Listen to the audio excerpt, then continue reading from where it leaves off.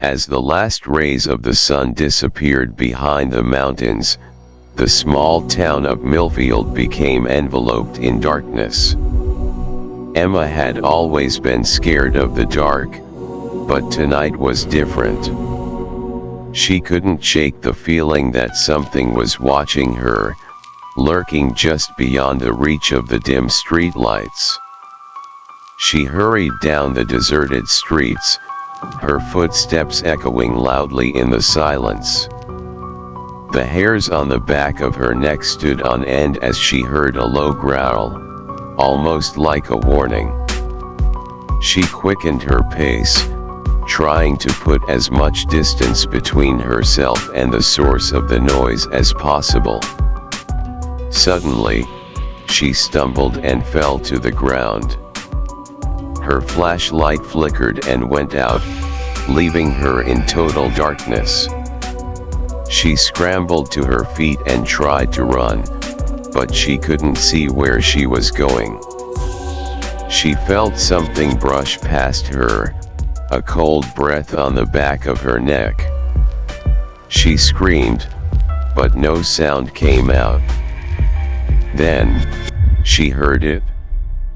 The sound of scraping claws on pavement, getting closer and closer. She could feel hot breath on the back of her neck, the stench overwhelming. She turned around, but there was nothing there. Just a pair of glowing red eyes, staring at her from the darkness. She tried to run, but her feet wouldn't move. She was rooted to the spot, paralyzed with fear. The growling grew louder, closer.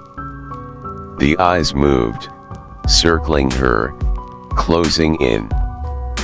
She could feel something breathing down her neck, something with razor-sharp teeth and deadly claws. Suddenly, the creature pounced. Emma felt a searing pain in her shoulder as she was tackled to the ground. She screamed and tried to fight back, but the creature was too strong. Its teeth sank into her flesh, tearing at her skin. Emma could feel the hot blood flowing from her wounds, and she knew that she was going to die. Just as suddenly as it had attacked her, the creature let go and vanished into the darkness.